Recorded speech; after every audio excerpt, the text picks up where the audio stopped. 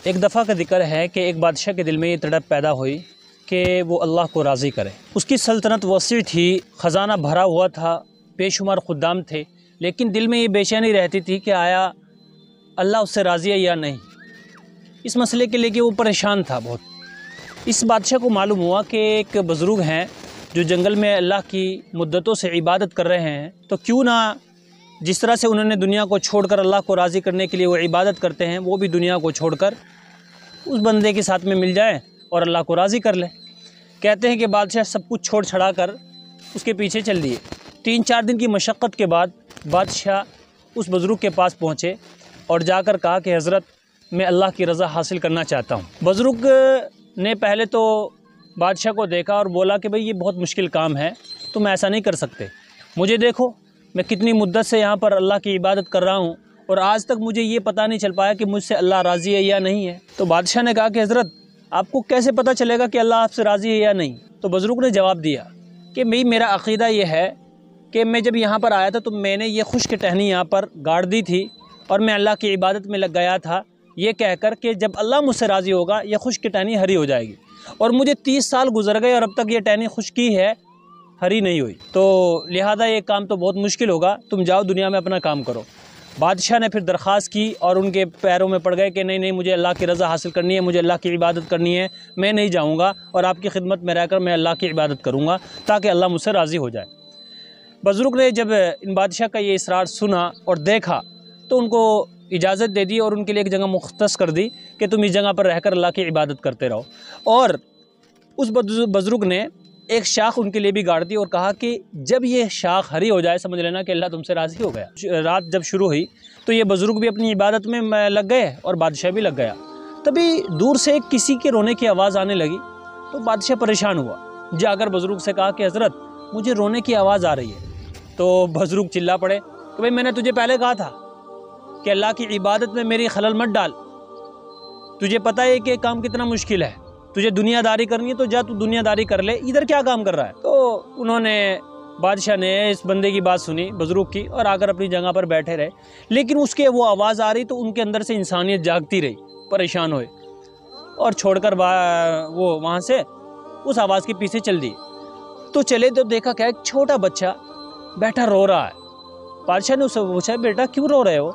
کہا انہوں نے بتایا کہ دراصل میں قافلے میں تھا اور میرے والدین اس میں ہیں اور وہ مجھے چھوڑ کر یہاں پر چلے گئے، میں چھوٹ گیا رہ گیا، مجھے پتہ بھی نہیں کدھر جانا ہے، تو مجھے اپنے والدین کی یاد آ رہی ہے، میں کیا کروں؟ بادشاہ نے کہا گھبرانے کی ضرورت نہیں، میں تم کو تمہارے والدین کے پاس لے کر جاؤں گا۔ بادشاہ نے اس بچے کو لیا اور فوراً ان کے والدین کے پیچھے دوڑ پڑے، تو آخر جا کر قافلے کو پا لیا، قافلے میں جا کر ان کے والدین کو دیا تو بچہ مسکرایا اور بادشاہ یہ بات بچے کو واپس دے کر اپنی عبادت پہ آیا۔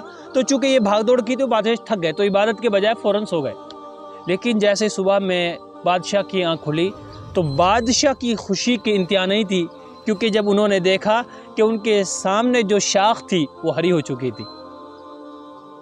تو بادشاہ نے ان بزرگ سے کہا کہ حضرت دیکھیے میری تو اللہ مجھ سے راضی ہو گیا کہ دیکھیے میری جو گاچھ تھی وہ کیا ہو گئی ہے، ہری ہو گئی ہے۔ اب یہ جو بزرگ ہے حیران رہ گئے کہ میں 30 سال سے عبادت کرتا رہا اور یہ ایک دن میں اس کی گاچھ یہ شاخ ہری ہو گئی، یہ کیا منظر ہے؟ تو بادشاہ نے کہا کہ حضرت آپ نے مخلوق کے خدا کو چھوڑ کر اللہ کی عبادت میں لگے ہوئے ہیں، اس لیے اللہ آپ سے راضی نہیں ہوا، میں نے اللہ کے مخلوق کو راضی کرنے کی کوشش کی اس لیے اللہ مجھ سے راضی ہو گیا۔ اسی لیے شیخ عبد القادر جیلانی رحمۃ اللہ علیہ فرماتے ہیں کہ میں نے اللہ کی طرف سے کسی عمل میں اتنی خیر نہیں دیکھی جتنی مخلوق کے خدا سے محبت اور اس کی خدمت میں ہے۔ اسی بات کو کسی شاعر نے کیا خوب کہا ہے، یہ ہے پہلا اصول کتاب خدا کا کہ ہے ساری مخلوق کن بخدا کا۔ اسی بات کو سمجھانے کے لیے حضرت مولانا احمد علی لاہوری رحمۃ اللہ علیہ فرمایا کرتے تھے کہ قرآن کا خلاصہ صرف 3 چیزوں میں ہے۔ نمبر 1 اللہ کو عبادت سے راضی کرو، رسول اللہ صلی اللہ علیہ وسلم کو اطاعت سے راضی کرو، اور اللہ کی مخلوق کو اس کی خدمت کے ذریعے سے راضی کرو۔ آج ہم لوگ اللہ کی عبادت کرتے ہیں تو اخلاق بالکل نہیں، نہ اللہ کی مخلوق سے محبت ہے۔ چنانچہ مفتی تقی صاحب عثمانی اپنے شیخ ڈاکٹر عبداللہ صاحب کا ایک واقعہ ذکر کرتے ہیں۔ ڈاکٹر صاحب فرماتے ہیں کہ میں ایک مرتبہ مسجد میں نماز پڑھ رہا تھا تو میں نے ایک نوجوان کو دیکھا جو اللہ سے خوب دعائیں کر رہا ہے، رو رو کر نمازیں پڑھ رہا ہے، دعائیں کر رہا ہے، تو میں نے اس نوجوان کو دیکھا تو میرا دل ایسا پسیج گیا اور میرا دل اتنا نرم ہوا کہ یہ نوجوان تو کیا اللہ والا ہے کہ ابھی جوانی میں اتنی اہم عبادتیں کر رہا ہے اور اللہ سے ایسے رو رو کر کتنا اللہ کے قریب ہوگا یہ بندہ۔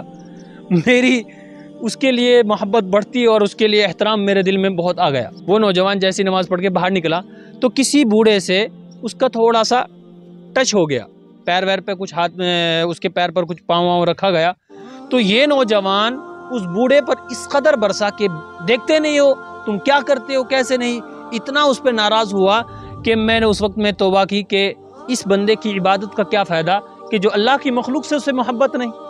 اس بوڑھے سے اگر اتنی سی غلطی ہو گئی تو کیا اس کو اتنا برا بھلا کہا جائے گا؟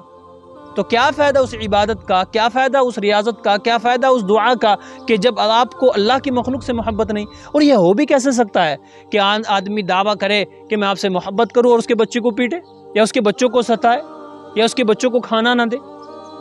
اسی لیے پیارے حبیب صلی اللہ علیہ وسلم کی حدیث ہے لا یؤمن احدکم حتی یحب لاخی ما یحب لنفسہ۔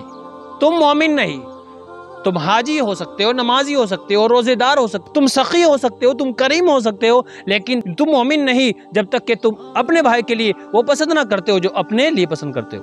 اور ایک اور حدیث میں اللہ کے رسول صلی اللہ علیہ وسلم نے فرمایا لا یؤمن احدکم، تم میں سے کوئی بھی مومن نہیں، والجار جائع فی جنبہ، اس کا پڑوسی بھوکا بیٹھا۔ کیا کبھی ہم نے یہ خیال کیا، کبھی ہم نے سوچا کہ ہمارے بازو والے فلیٹ میں جو بندہ رہتا ہے کہ اس کے پاس کھانے کو بھی ہے یا نہیں؟ کیا اس نے کبھی کھانا کھایا؟ کیا اسے کسی قرض کی ضرورت ہے؟ وہ کیا بیمار ہے؟ ہم اپنے گھروں میں گانے چلاتے ہیں، ڈی جے چلاتے ہیں، ساؤنڈ اس کا اتنا تیز کر دیتے ہیں کہ بازو والے کو کتنی تکلیف ہو۔ کبھی ہم نے خیال کیا شادی ہوتی ہے پٹاخے چھوڑتے ہیں ہم، کتنے لوگوں کو اس سے تکلیف ہوتی ہے، کتنی شوگر پیشنٹ ہے، کتنے ہارٹ کے مریض ہیں، کبھی ہم نے اس کا خیال کرتے ہیں؟ اور پھر لوگ کہتے ہیں کہ حضرت ہم نے تو سب کچھ اچھا ہے پھر بھی ہم پریشان رہتے ہیں، زندگی میں سکون نہیں ہے، گھر میں لڑائی یا جھگڑے رہتے ہیں۔ بھائی جب تم اللہ کی مخلوق کو ستاؤ گے تو اللہ تعالیٰ تمہارے پر ایسی حالات مسلط کر دے گا کہ سب کچھ ہونے کے باوجود بھی کچھ نہیں آپ کے پاس ہو۔ تو دوستو ہمیں چاہیے کہ ہم اللہ سے محبت کا اگر دعویٰ کرتے ہیں اس کی مخلوق سے بھی ہم محبت کریں، اپنی خدمت جہاں تک ہو سکے ان کو کریں، اور اگر آپ خدمت ان کی نہیں کر سکتے تو کم سے کم اپنی طرف سے ان کو کوئی تکلیف نہ پہنچائیں۔ یہی اسلام کا پیغام ہے اور یہی اسلام لقد کان لکم فی رسول اللہ اسوۃ حسنہ، پیارے حبیب کی زندگی میں آپ کے لیے بہترین اسوہ ہے۔ السلام علیکم۔